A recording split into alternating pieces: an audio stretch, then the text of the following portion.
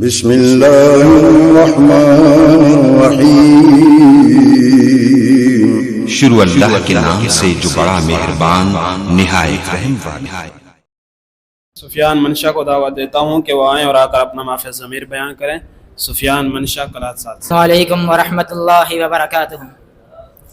الحمد للہ وکفى وسلام علی عباده الذین اصطفى، اما بعد فاعوذ باللہ السمیع العلیم من الشیطان الرجیم، بسم اللہ الرحمن الرحیم۔ قال اللہ تعالی فَلْيَحْذَرِ الَّذِينَ يُخَالِفُونَ عَنْ أَمْرِهِ أَن تُصِيبَهُمْ فِتْنَةٌ أَوْ يُصِيبَهُمْ عَذَابٌ أَلِيمٌ۔ وقال النبي صلى الله عليه وسلم من عمل عملا ليس عليه أمرنا فهو رد۔ سامعین محترم، آج میں آپ کے سامنے جس عنوان پر لب خشائی کرنا چاہتا ہوں وہ ہے مخالفت سنت کے نقصانات۔ اللہ رب کریم سے دعا گو ہوں کہ رب العالمین مجھے حق اور سچ بیان کرنے کی توفیق عطا فرمائے۔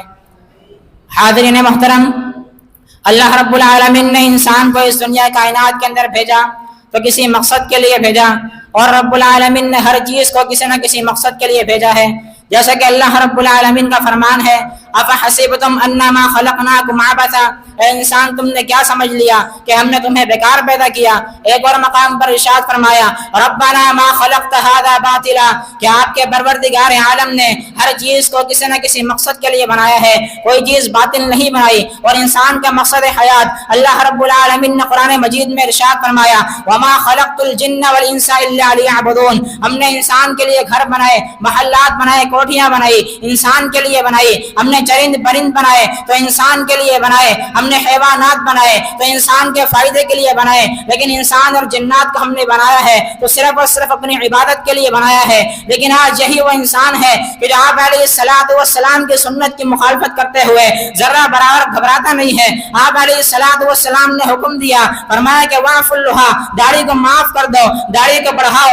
آج یہی وہ انسان ہے کہ جو داڑھی کو بڑے شوق سے کٹواتا ہے۔ آپ علیہ السلام نے فرمایا کہ لوگوں کے ساتھ اچھا معاملہ کیا کرو، حسن سلوک کو اپناؤ۔ آج یہی وہ انسان ہے کہ جو کیا معاملہ کرتا ہے۔ اللہ رب العالمین نے فرمایا کہ جو سنت کی مخالفت کرتا ہے وہ شخص مومن نہیں ہو سکتا۔ فرمایا فلا وربک لا یؤمنون حتی یحکموک فیما شجر بینہم، اے میرے محبوب پیغمبر مجھے آپ کے رب ہونے کی قسم، یہ شخص اس وقت تک مومن نہیں ہو سکتے جب تک کہ اپنے تنازعات کے اندر آپ سے فیصلہ نہ کروا لیں، اور جو آپ نے فیصلہ کیا اس پر ان کا دل مطمئن بھی ہونا چاہیے۔ اگر ان کا دل مطمئن نہیں ہوتا تو پھر یہ ایمان والے نہیں کہلائیں گے۔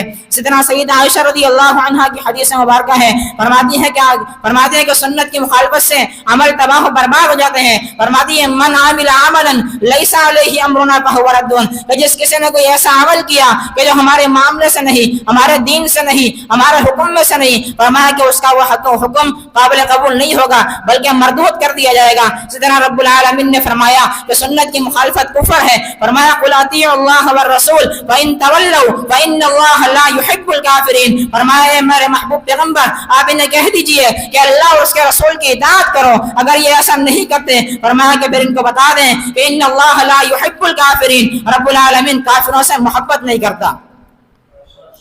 اسی طرح اللہ رب العالمین نے فرمایا کہ سنت کی مخالفت واضح گمراہی ہے۔ فرمایا وَمَن يَعْصِ اللَّهَ وَرَسُولَهُ فَقَدْ ضَلَّ ضَلَالًا بَعِيدًا۔ فرمایا جو اللہ اور اس کے رسول کی نافرمانی کرتا ہے گویا کہ بڑی دور کی گمراہی کے اندر ہے۔ اسی طرح ایک اور مقام پر فرمایا کہ سنت کی مخالفت کرنے والے سارے جہنم میں جائیں گے۔ فرمایا وَمَن يَعْصِ اللَّهَ وَرَسُولَهُ وَيَتَعَدَّ حُدُودَهُ يُدْخِلْهُ نَارًا خَالِدًا فِيهَا وَلَهُ عَذَابٌ مُهِينٌ۔